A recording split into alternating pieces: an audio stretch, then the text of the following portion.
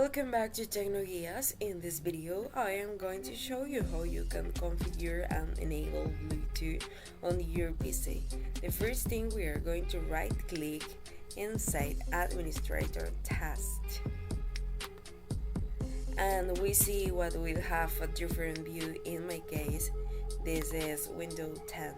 We are going to go to where it says Service, and then we are going to open the service that we have. Okay, we reload again.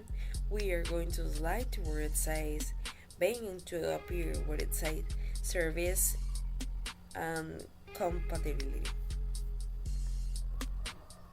with Bluetooth.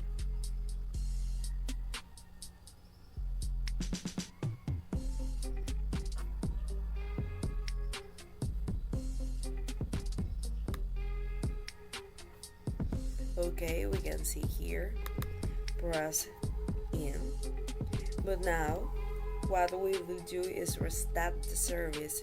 We have to see here it already appears automatically, and that will be all for this part. Accept here and close the windows. Enter in Windows and search Bluetooth.